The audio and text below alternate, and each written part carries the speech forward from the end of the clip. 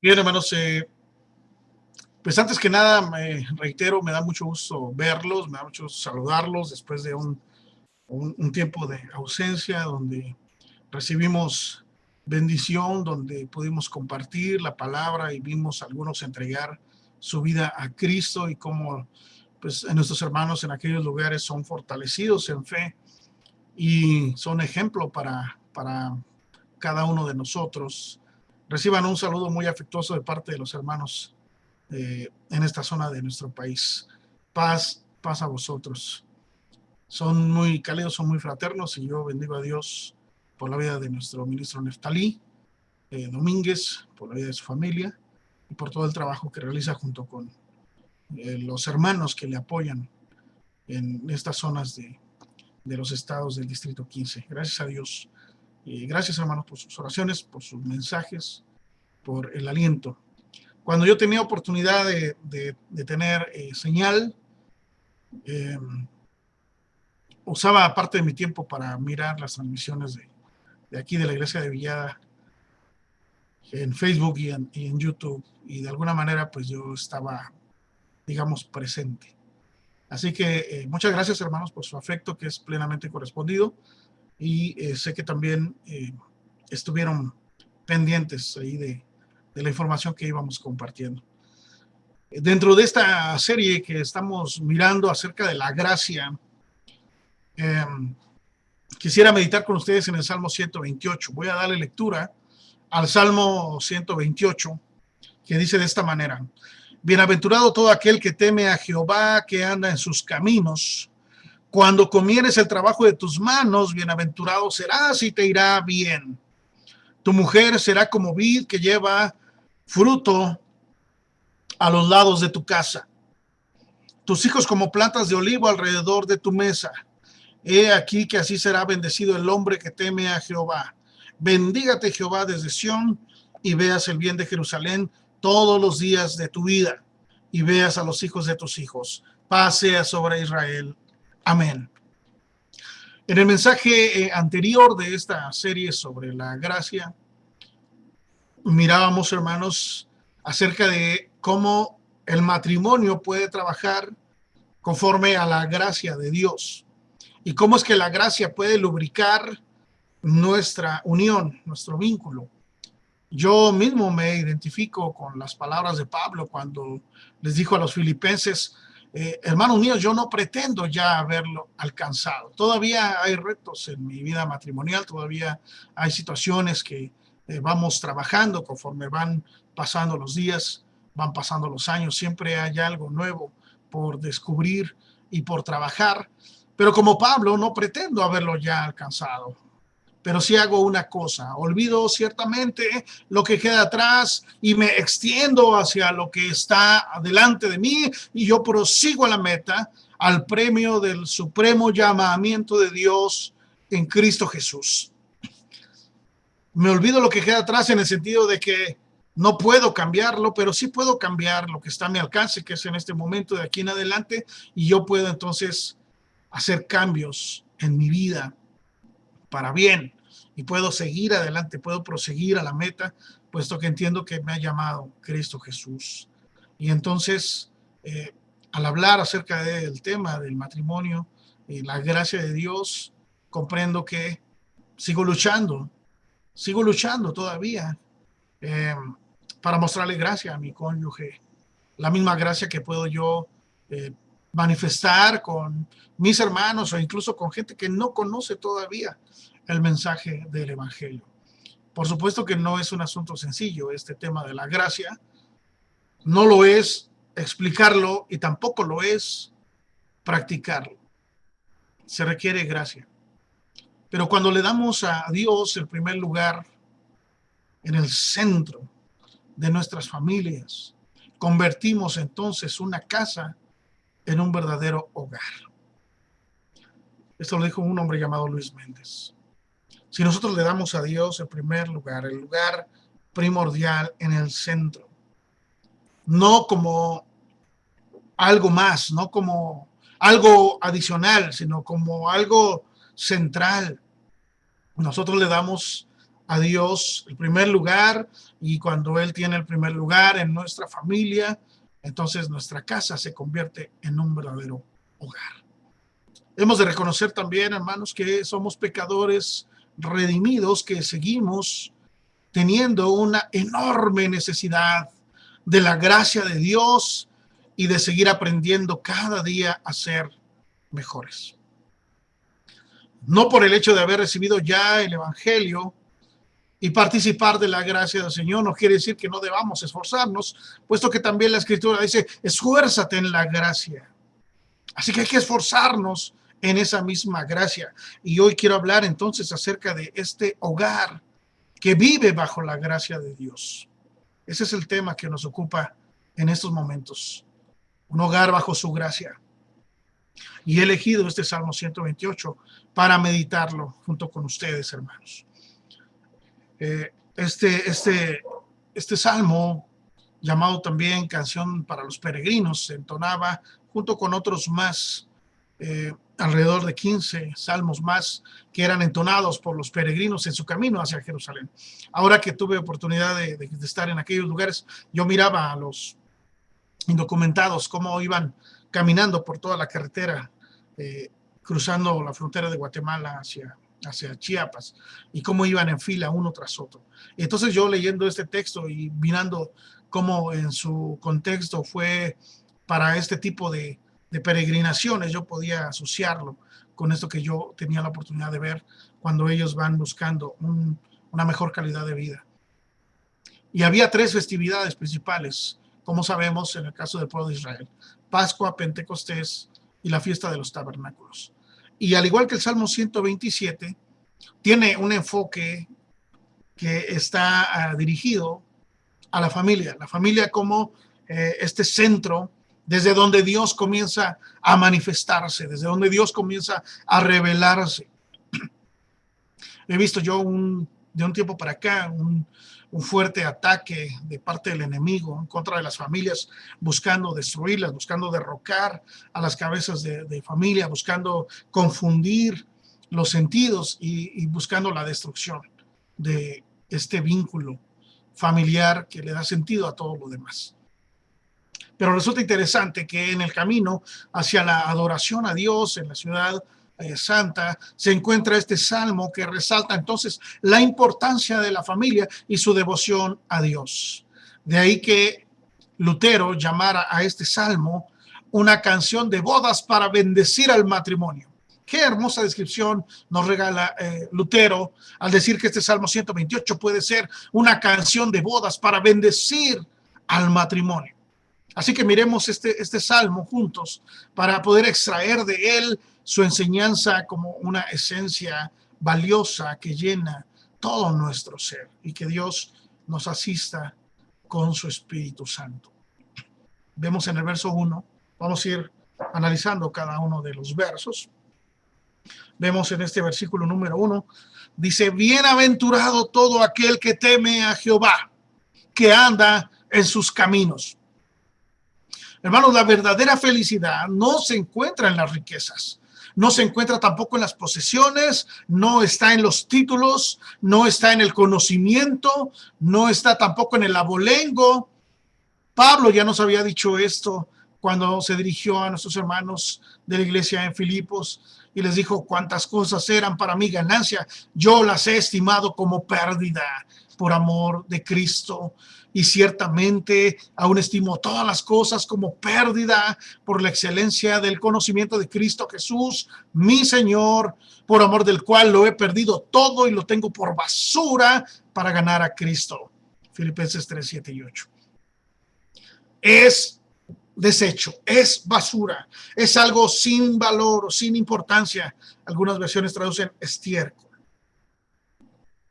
Todo eso que yo pude acumular, todo eso que yo pude atesorar, que pude darle algún lugar de relevancia en otro tiempo, para mí ahora no tiene ningún valor.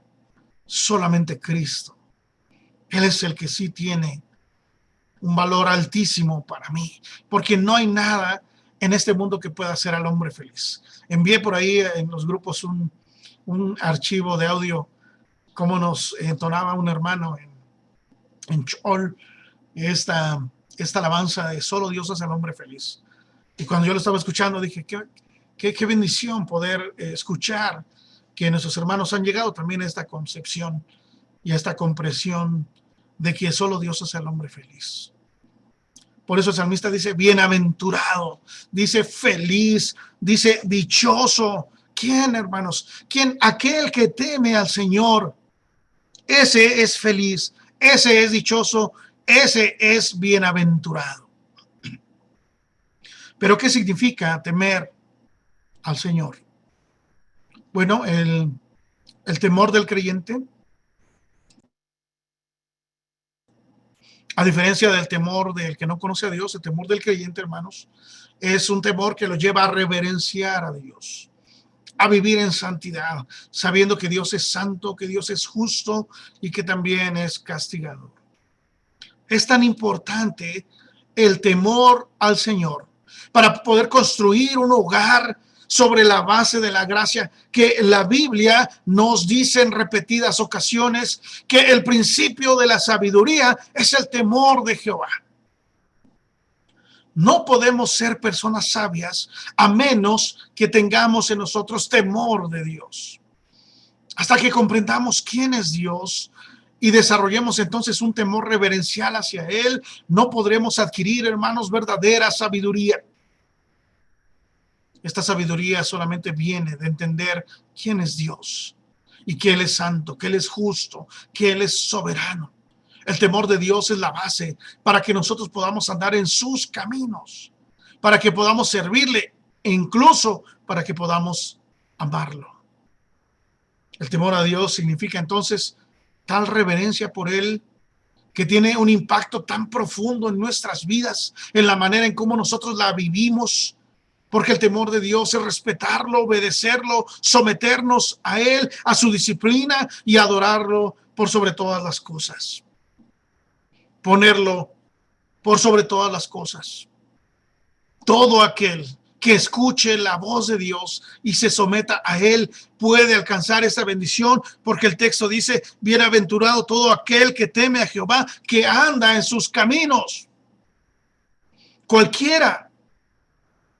Ustedes que me escuchan, que ya conocen del Señor, y los que me escuchan por primera vez, este mensaje está diciendo, Señor, es bienaventurado aquel que teme a mi nombre, que anda en mis caminos. Pero no tiene sentido hablar del temor a Jehová si actuamos como aquellos a quienes nunca les ha importado si existe Dios o no.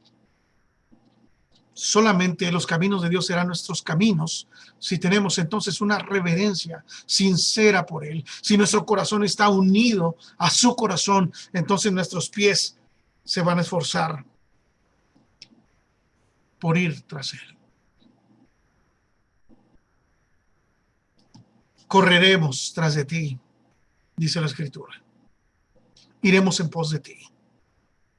Seguiré do tú me guíes, dice el himno.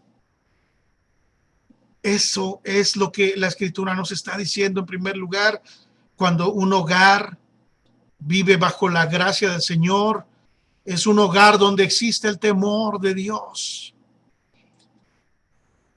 Si tú le temes a Dios, amado, si tú andas en sus caminos, te irá bien mientras vivas. Pero escucha esto, no solamente te irá bien mientras vivas, también hay promesas si es que te llega la muerte.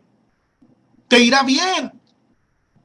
Nosotros no somos como aquellos que se aferran por las cosas terrenales. Una mejor casa, un mejor auto, una cuenta más grande, títulos y más títulos. Y eso no importa en términos del reino. Porque todo eso es temporal, dice la Escritura. Esa es vanagloria. Eso se va a deshacer. Pero el que teme a Dios y guarda sus mandamientos, a ese le irá bien. No solamente en esta vida, sino también en la futura. Cuánto descanso trae a nuestra alma saber que nuestros hermanos, nuestros amados, como familia en la sangre y en la fe, descansan en esa promesa. Y podemos decir, bienaventurado es él, bienaventurada es ella, que en vida tuvo esta fe, que tuvo este temor de Dios y que fue obediente a sus mandatos, que anduvo en sus caminos, le irá bien y en el día final a su nombre feliz responderá. Gloria a Dios. Entonces, en un hogar donde hay temor de Dios, podemos afirmar que ese hogar vive bajo la gracia de Dios. Porque el conocer a Dios nos va a limitar en muchos sentidos, buscando siempre la santidad. Así lo dice la Escritura. Busca la paz, síguela, busca ser santo. Esfuérzate por limpiarte. Ya hemos visto los resultados de la gracia, lo que la gracia produce en nosotros, un deseo de ser como Él, de limpiarnos de todo eso. Y por eso dice feliz, por eso dice dichoso, por eso dice bienaventurado aquel que teme a Jehová, porque esa persona es sabia. Es un esposo sabio, es una esposa sabia, son hijos sabios, porque tienen temor del Señor, porque andan en sus caminos. Hay caminos, dice Proverbios, que le parecen derechos al hombre, pero al final son caminos de muerte. Pero Dios endereza nuestras sendas y traza caminos derechos para nosotros. Así que si andamos en sus caminos, podemos afirmar que nuestro hogar vive bajo su gracia. Como segundo punto, quiero decirte que un hogar que vive bajo la gracia del Señor es un hogar donde todos los miembros realizan sus deberes. Mira el verso 2. Cuando comieres el trabajo de tus manos, bienaventurado serás y te irá bien. Bienaventurado serás y te irá bien. En un hogar, hermanos, bajo la gracia divina, el hombre realiza su trabajo, la mujer también realiza el suyo, atiende a su familia, atiende a sus hijos, a los que están cerca, a los que están alrededor de la mesa, como vamos a ver más adelante. Hay una importancia tremenda, hermanos, en el acto de comer en familia, en pasar tiempo juntos, compartiendo los alimentos. Es de las mejores oportunidades para poder interactuar, hermanos, para poder ponernos al día respecto a la vida de cada uno de los miembros de nuestra familia. Por eso mi sugerencia es, hermanos, que siempre que sea posible lo hagamos sin tener la televisión o algún otro equipo, un dispositivo que nos impida tener esta interacción. Que podamos compartir, que podamos conversar. En este verso el salmista dice que quien teme a Dios recibe el fruto de su trabajo con bendición.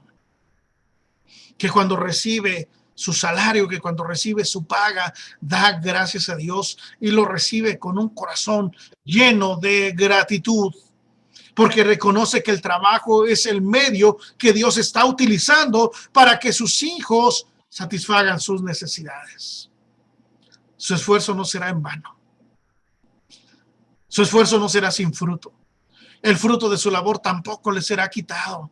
No será tomado por otros, como pasa con los que no obedecen a Dios, sino que tendrá bendición, será prosperado, tendrá satisfacción, porque podrá tener lo que su corazón desea conforme a la voluntad de Dios. Y entonces quien vive en un hogar bajo la gracia del Señor es dichoso cuando desarrolla su trabajo. Sabe que no solamente está haciendo una actividad, sino que Dios está bendiciendo su hogar a través de ese trabajo. Sea un trabajo manual, sea un trabajo intelectual, la persona que lo haga será feliz. Se va a desarrollar, logrará sus metas en Dios, para la gloria de Dios. Por eso el texto dice, serás bienaventurado y te irá bien. Te irá bien. Pero el flojo, hermanos, el perezoso, el que no quiere trabajar, ese no prosperará. Ese vivirá siempre endeudado y con amargura y con esta insatisfacción de no poder alcanzar aquello que desea. Pero el que teme a Dios y se esfuerza, ese sí recibirá su recompensa. Es misericordia de Dios y es nuestro deber trabajar y comer nuestro pan en paz. Mejor es un bocado de legumbres, dice Proverbios, en una casa donde hay paz, que grosura de carne en un hogar donde hay contienda. Hermanos, todo lo que Dios pone a nuestro alcance es para que lo disfrutemos. es para que nos gocemos. Si Dios te da un buen filete, gózate, hermano. Si Dios te da nopalitos con huevo, gózate, hermano. Si Dios te da unos frijolitos, si Dios te da pescado, lo que Dios tenga en su soberanía darte como fruto de tu trabajo, disfrútalo, hermano. Agua, un refresco, un café, no sé, lo que Dios disponga para ti, que tú lo puedas disfrutar, que tú lo puedas comer con gratitud, con gozo, reconociendo que es por la gracia de Dios que tú tienes un trabajo y que puedes disfrutar de estas bendiciones junto con tu familia. Dichoso, bienaventurado, cuando tú comieres el trabajo de tus manos. Qué bendición es decir, por la gracia de Dios, aquí está el fruto de mi esfuerzo y entonces yo puedo adquirir esto, yo puedo disfrutar de esto. Que uno coma y que uno beba el fruto de su trabajo, dice Eclesiastés, es de lo mejor que puede sucederte en la vida, hermano. Debajo del sol es de las cosas que más deleite te pueden dar. Por eso el texto dice, serás bienaventurado, serás feliz, serás dichoso, te irá bien, te irá bien. Tendrás posibilidades de desarrollarte, tendrás posibilidades de adquirir aquello que tu corazón desea conforme a la voluntad de Dios, te irá bien. Pero tal vez tú no estés disfrutando de estos beneficios, hermano. Y entonces la pregunta para responder de manera personal, en introspección, sería, ¿será que estás viviendo bajo tus propias reglas en lugar de vivir bajo el temor de Dios? ¿Será que le estás temiendo más a los hombres que a Dios mismo? ¿Será que te conduces de acuerdo a tus propios valores y a tus propias ideas en lugar de darle a Dios la prioridad sobre tu alma, sobre tu familia? El tercer aspecto que quiero comentar contigo ahora es el que encontramos en el verso 3. Tu mujer será como vid que lleva fruto a los lados de tu mesa. De tu casa, perdón, dice a los lados de tu casa. Vamos a dejar ahí esta porción. Hermanos, en esta cultura posmoderna, donde todo está enfocado en el empoderamiento de la mujer y el dejar de lado el rol de mamá, de esposa, de ama de casa, se hace necesaria una evaluación personal como mujer creyente para saber si se han alejado del modelo original de Dios para la mujer que Él estableció desde un principio. Yo entiendo que es una presión social muy fuerte, de tal manera que muchas iglesias han incluso modificado el mensaje del evangelio para hacerlo más atractivo o más acorde con estas ideologías que reinan en el mundo actual. Alguna vez escuché a un pastor de estas mega iglesias decir, si la gente rechaza la iglesia, seamos Jesús. Qué cosa tan absurda. No se puede amar a Jesús y rechazar a la iglesia. Como tampoco se puede rechazar a la iglesia y amar a Jesús. Son cosas totalmente antibíblicas, pero son aplaudidas por miles. Aquellos buscan la gloria de los hombres. Y por eso es que vivimos terribles consecuencias. Enseñanzas como la de hoy en la mañana lo que hacen es crear confusión y desalentar a quienes han creído el verdadero mensaje de Dios y sus verdaderas enseñanzas. Y estamos, hermanos, pagando terribles consecuencias, cumpliéndose así la palabra de Pablo, siendo inspirado por el Espíritu Santo.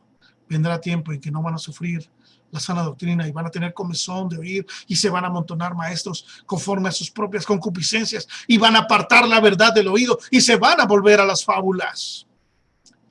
Si tenemos temor de Dios y conocemos su palabra, podremos tener vidas plenas, hermanos, vidas felices, vidas en donde todo fluya en armonía, como miramos en este texto.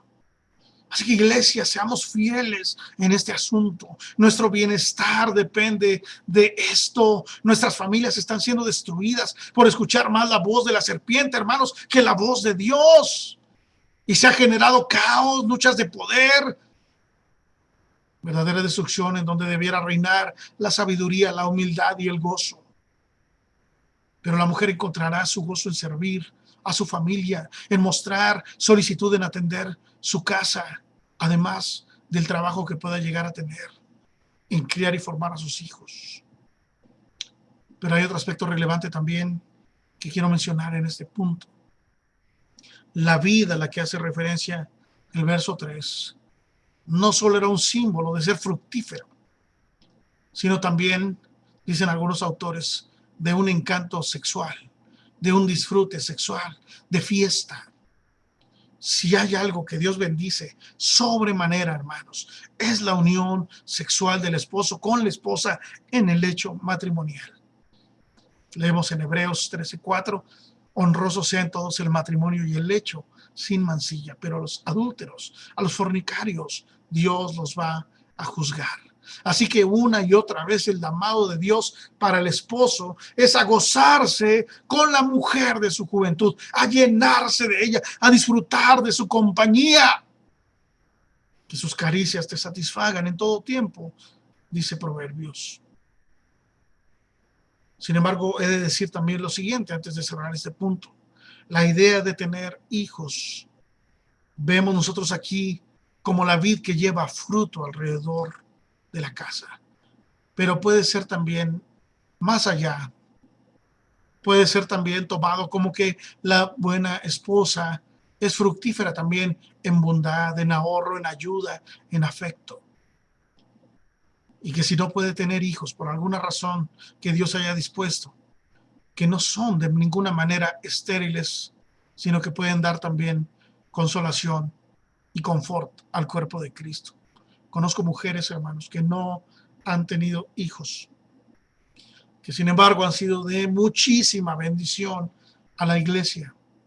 Han engendrado decenas de hijos espirituales a través del Evangelio. Ahora quiero hacer una advertencia que también considero es puntual en este punto. Las mujeres solteras que están buscando esposo, les invito a que oren para que tengan un varón que tema a Dios y que tenga una reverencia profunda a la presencia de Dios como una prioridad en la vida. Eso no es negociable. No podemos ni debemos obviar esto a la hora de elegir un esposo. Mujeres, y lo mismo aplica para los varones. Si no hay una actitud de respeto y de amor por Dios ahora, tengan mucho cuidado porque es muy difícil que lo haya después. Sé que Dios ha hecho maravillas en algunos matrimonios y que algunos pudieran decir, hermano, yo me casé con un inconverso, pero gloria a Dios, hoy sirve al Señor y bendito sea Dios por eso. Pero es la excepción y no la regla. Son muchas más las historias tristes de personas que no vivieron conforme a la voluntad de Dios y que ese propósito de Dios para su vida no dio fruto. Y son historias tristes, muy lamentables. Por eso dice que aquel que teme al Señor, su mujer será como una vid, así frondosa, fructífera, que llevará fruto a los lados de tu casa. Siguiente aspecto. Un hogar bajo la gracia de Dios es un hogar donde los hijos crecen con bendición. Tus hijos como plantas de olivo alrededor de tu mesa, como plantas de olivo. Aquel que teme al Señor, hermanos, será bendecido con un gran y feliz hogar. No porque esté exento de problemas, no porque esté exento de dificultades, o no porque no pase por pruebas o enfermedad, o porque no haya muerte, sino porque Dios es el centro de ese hogar. Y Él dará gracia para soportar cada una de estas inclemencias. El hogar será feliz. Los hijos florecerán mientras se reúnen alrededor de la mesa. Hay un sentido de pertenencia aquí, hay un sentido de comunidad, de felicidad, de disfrute. Nosotros tenemos como cultura latina esta gran bendición de que siempre que tenemos algo que celebrar hacemos comidas, hacemos convites. Deberíamos hacer convite cada momento en nuestro hogar, celebrando la comunión en la mesa. Hermanos, de verdad no se pierda, no nos perdamos la bendición de participar de la mesa en comunión como familia. Su vida será mucho más abundante Y está comprobado, hermanos, los efectos positivos en la vida de los hijos cuando se participa de este tiempo de comunión en la mesa. Por ejemplo, se ha observado que hay una reducción muy significativa en cuanto a una baja estima y a los suicidios. Crecen fuertes, amados, estimados. Se evitan trastornos alimentarios, porque al estar fuera el padre, al estar fuera la madre, comen cualquier cosa en muchos casos. Y algunos han caído en trastornos alimentarios por esos descuidos, por no pasar tiempo, por no supervisar lo que se está comiendo. Se evitan también las malas influencias, porque se fortalece la unión familiar y eso ayuda a que no se busque el afecto por otros lados. Entonces, hermanos, es importante considerar esta figura que nos presenta el Salmo, tus hijos como plantas de olivo alrededor de tu mesa. Tanto la vid que lleva fruto como las plantas de olivo eran dos cultivos de suma importancia en el pueblo de Israel. La vid porque llevaba fruto y el olivo porque ayudaba en muchos sentidos al bienestar de la persona. Cierto, no eran necesarias para la supervivencia, pero hacían la vida mucho más placentera, mucho más abundante. Y entonces el salmista dice que un matrimonio feliz y unos hijos florecientes no son esenciales para la supervivencia, pero enriquecen la vida grandemente. Es un hermoso grupo de imágenes que nos presenta este Salmo 128. La esposa entonces como una vid que se esparce enredándose alrededor de los patios de la casa, alrededor de la construcción que había en esos momentos en Oriente, y también cómo da esta calidez, cómo da este amor, esta sombra preciosa, esta belleza, y los hijos como plantas de olivo que son fuertes y que dan felicidad. ¿Tenemos un hogar así? Tenemos un hogar donde reina la gracia del Señor, un hogar que vive bajo la gracia de Dios, donde hay temor de Él, donde hay sabiduría. Quiero decirle en este sentido que mis hijos son hermosos a mis ojos. Sin embargo, reconozco su naturaleza pecaminosa y su necesidad de un Salvador. Y yo lo he hablado con ellos desde años atrás.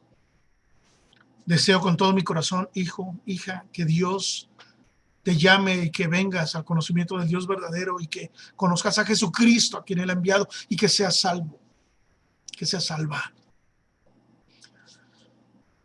Tuvimos unos bautismos un día antes de mi regreso aquí a la Ciudad de México y hubo un acto que marcó mi corazón. Un matrimonio entregó su vida a Cristo. Y nos dicen, hermanos, mi hija se quiere bautizar, pero tiene algunos problemas en su condición de salud.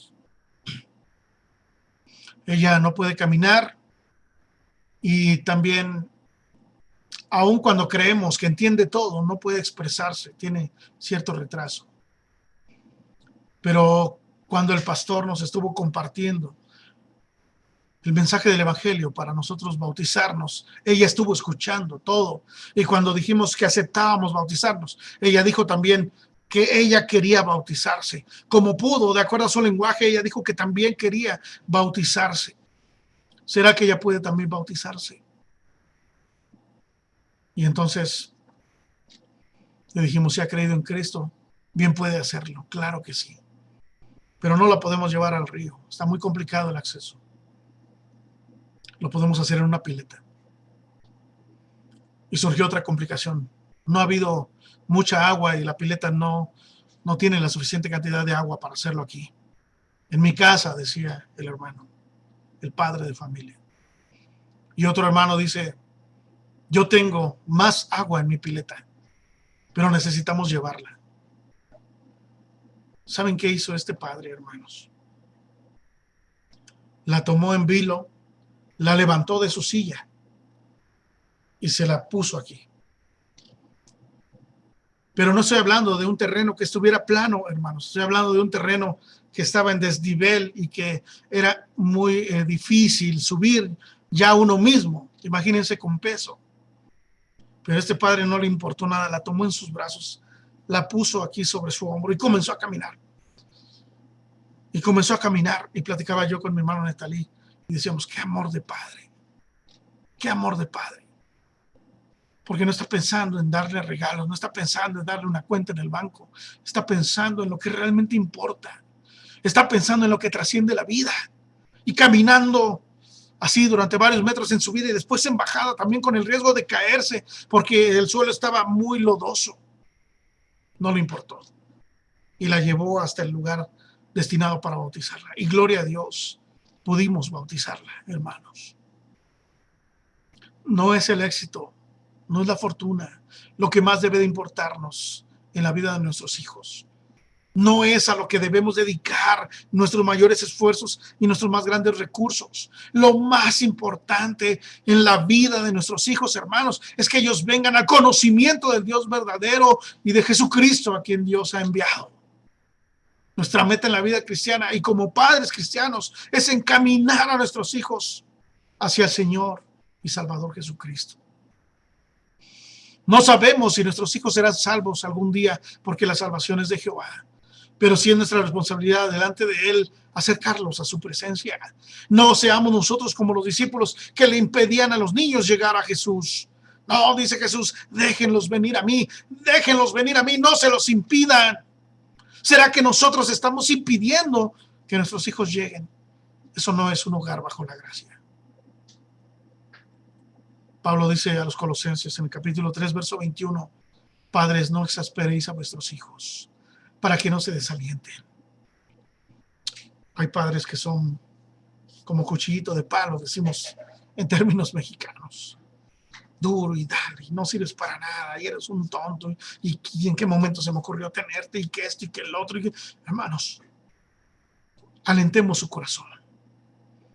En un hogar que vive bajo la gracia, los padres impulsan a los hijos, los padres los llenan de ánimo, de aliento. Tú puedes, ánimo, sí se puede, vamos a hacerlo, para que puedan ser lo mejor que Dios haya diseñado para ellos. Y no estoy hablando aquí de ninguna cosa extraña, hermanos, que saca el campeón que hay en ti, que no estoy hablando de esa cosa tan horrible que se enseña en muchos lugares. Estoy hablando de lo que Dios destinó para ellos, que disfruten de la bendición que estamos mirando en el Salmo 128, del temor a Jehová y andar en sus caminos para que les vaya bien. Por eso dice Pablo, padres, no los exasperen al punto de desalentarlos, no. Animémoslos, impulsémoslos, démosle alientos, palabras de bendición. Y en otra porción, en Efesios capítulo 6, verso 4, le dice, padres, no provoquen a ira a sus hijos, más bien críenlos en disciplina y amonestación del Señor. ¿Cuántos padres, cuántas madres han sido engañados hoy y le dan prioridad a otras cosas en lugar de invertir en el carácter piadoso de los hijos, en su formación? Es labor de cada padre, de cada madre, instruir a los hijos con firmeza, pero al mismo tiempo con ternura, poniendo límites, pero también dejándolos en libertad, con disciplina, es decir, entrenarlos, y con amonestación, instruirlos, aconsejarlos, advertirles, para que ellos puedan ser plenos en su desarrollo, como se dice de Cristo. Y el niño crecía en estatura, en sabiduría y en gracia delante de Dios y delante de los hombres. Eso no vino solo, fue labor de María y de José, enseñar a su hijo. Si nosotros entendemos esta palabra, veremos que uno de los resultados de un matrimonio lleno de gracia es que los hijos no tendrán mayores problemas para vincularse a la familia y lo harán en una forma correcta. Crecerán adecuadamente, con seguridad, con confianza. Y así cuando ingresen, hermanos, al mundo como jóvenes adultos, lo van a hacer con las herramientas adecuadas, con la formación adecuada. Su hijo varón va a entender lo que significa ser un hombre y su hija va a descubrir lo que significa ser una mujer. Estarán entonces encaminados hacia una madurez saludable, feliz. Y en estos días que vivimos, hermanos, créanme que eso es un logro no pequeño. Si recordamos las palabras de Juan, en primera de Juan capítulo 1, verso 4, no tengo yo mayor gozo que este, el oír que mis hijos andan en la verdad. ¿Cuál es tu mayor gozo? ¿El que tus hijos saquen 10? ¿El que tus hijos estudien en la mejor escuela? ¿El que tus hijos hayan encontrado el mejor trabajo?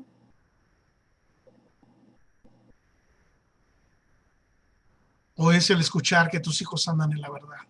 El saber que tus hijos han sido instruidos en los caminos del Señor.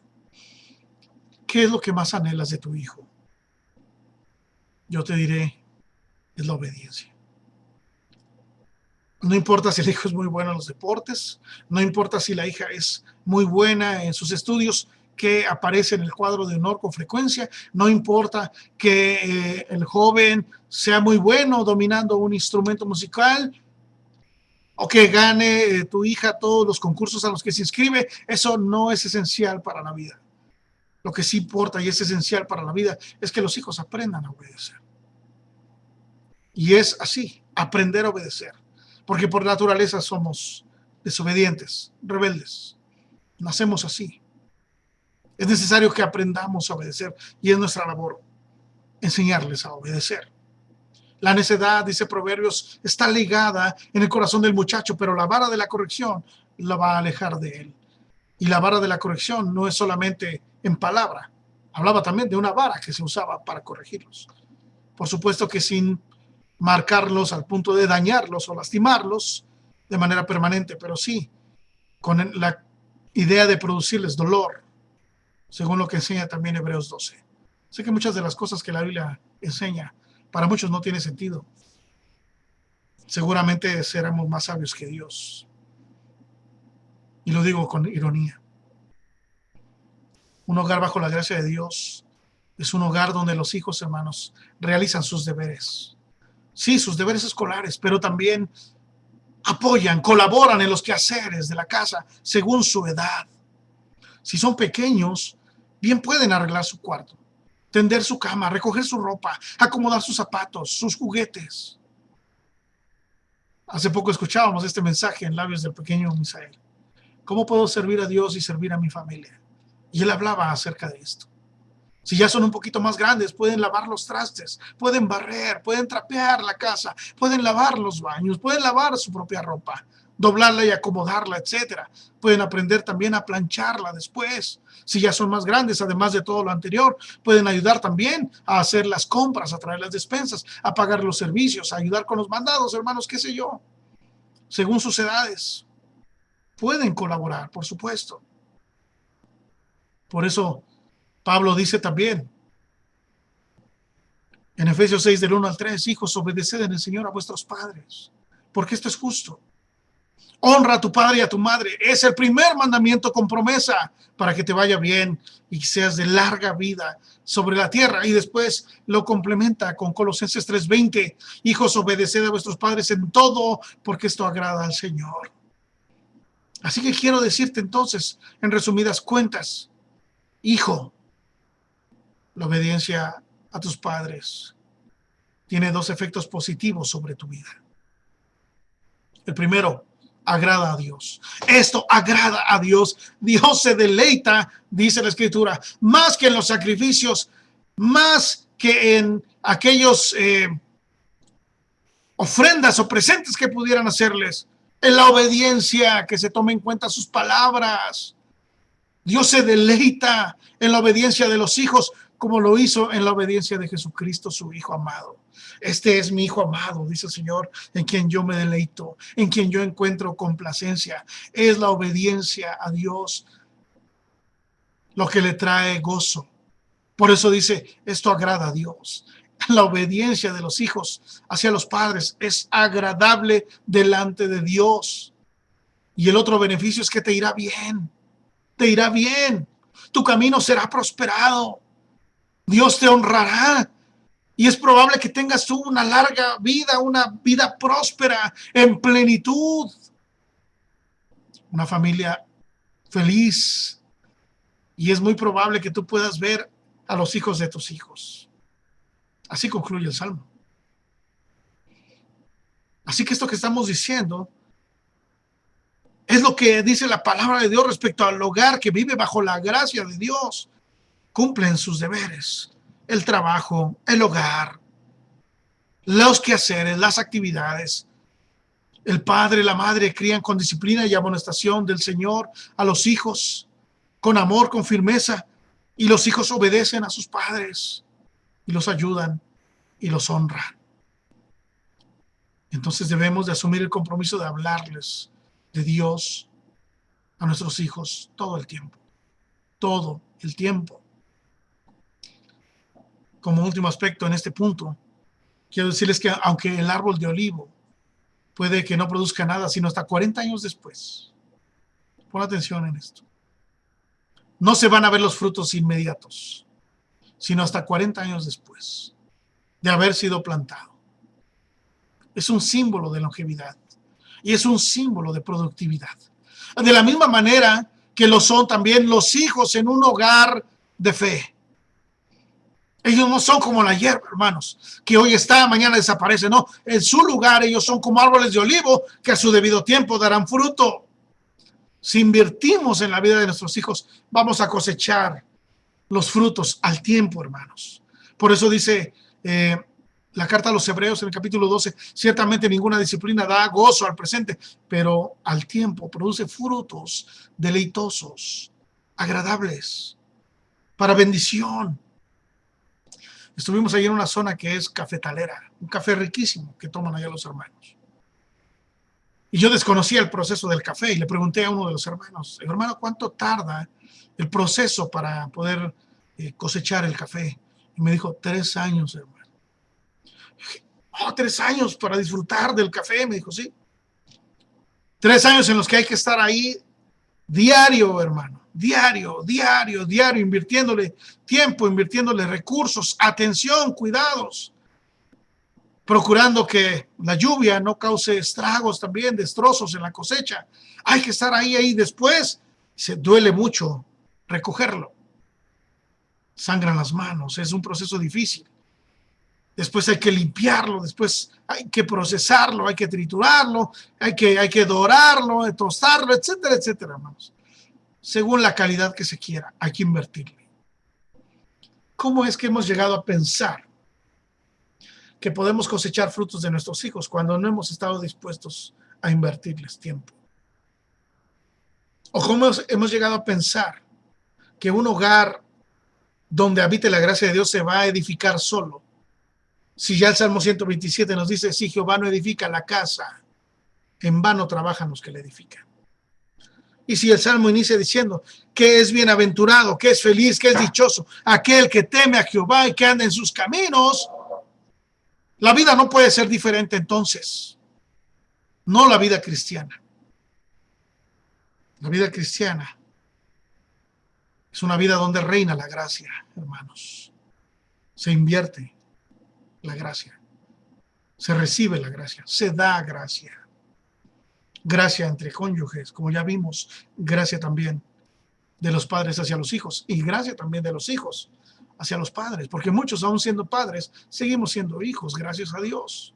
Nuestros padres siguen viviendo. Yo escuchaba una noticia muy triste en esta semana de un anciano que fue echado a la calle y que andaba deambulando por las calles del centro de una ciudad en el norte del país.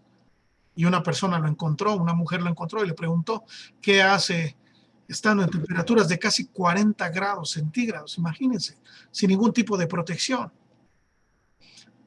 Pues aquí estoy caminando, le dijo el anciano.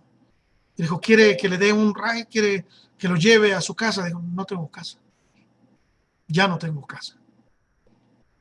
Y entonces ella decidió adoptarlo, hermanos. Si tenemos la bendición de tener a nuestros padres en un hogar que es bajo la gracia, es nuestra responsabilidad velar por ellos. Transmitirles gracia también.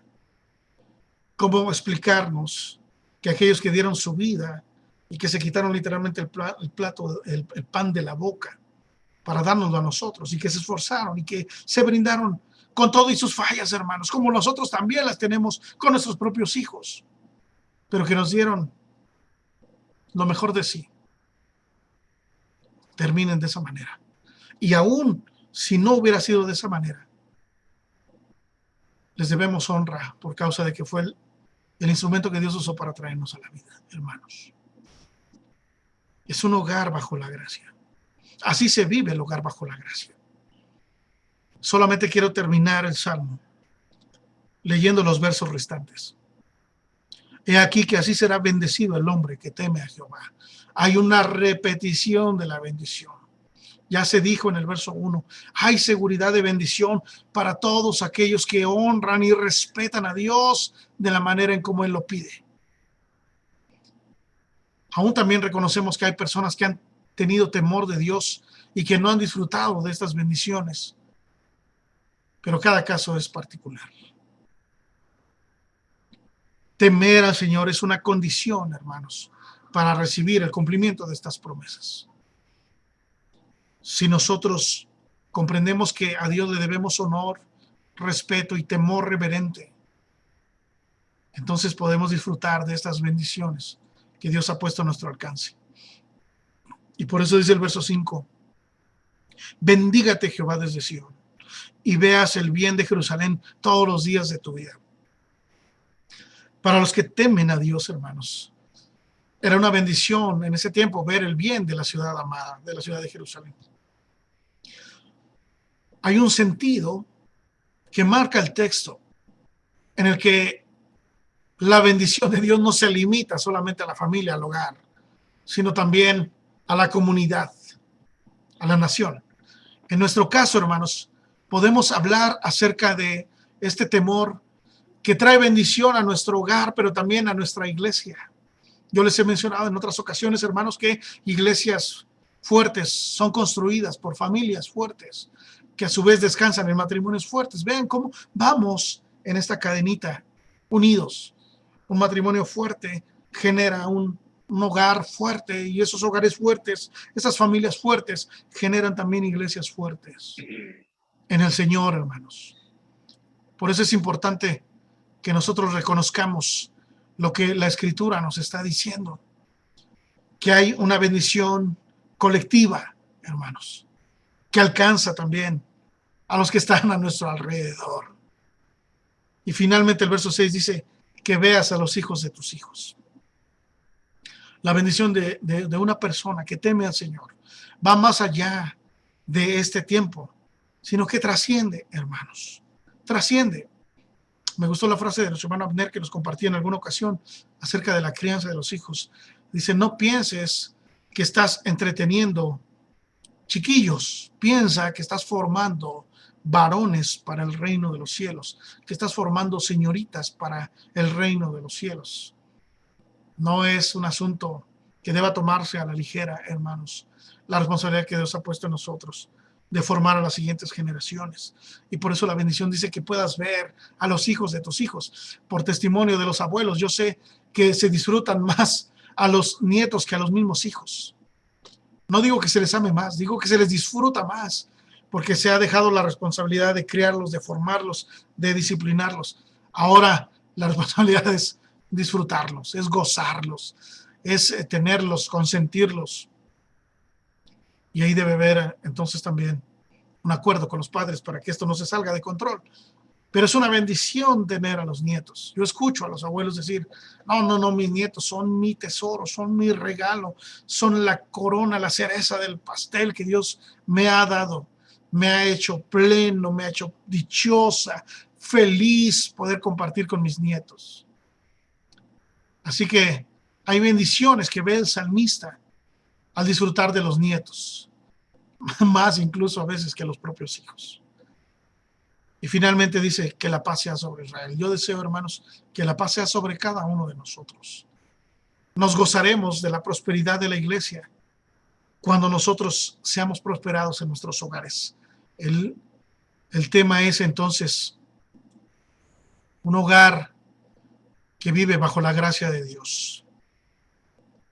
Estoy convencido, quiero decirte como conclusión, estoy convencido que tanto tú como yo, hermano, anhelamos vivir y edificar junto con nuestro cónyuge un hogar que glorifique a Dios, con esposos que amen y vivan de acuerdo al diseño que Dios estableció, con hijos que amen a Dios, que honren a Dios y que amen y honren también a sus padres. Pero con esto no quiero decir que si alguno no tuviera a su cónyuge por diferentes causas, no pueda criar hijos piadosos. Eso sería una equivocación de mi parte. Por supuesto que una persona que no tiene a su cónyuge a su lado, a su esposo o a su esposa, no pueda crear hijos piadosos, temerosos de Dios, porque el Señor ha prometido estar con él y con ella, acompañándole en todo tiempo. Nunca estamos solos, nunca estamos abandonados. El Señor está con nosotros, generalmente es con la madre. Dios le va a capacitar con su gracia para que puedan sacar adelante a sus hijos, esos hijos que Él les ha confiado. Nunca estamos solos cuando Dios está de nuestro lado. Y entonces debemos edificar un hogar en donde cada miembro asuma de manera responsable y con amor el rol que le ha sido asignado por Dios de forma soberana. Y con la ayuda de Dios y con la gracia de Dios podremos cumplir, hermanos, con sus mandatos, que dicho sea de paso, en palabras de Jesús, no son gravosos. Si nosotros aprendemos a descansar en Él, el Señor nos dará gracia suficiente. Que Dios nos ayude entonces a tener hogares bajo su gracia inefable. Dios bendiga su palabra. Dios les bendiga, hermanos. Amén y amén. Amén.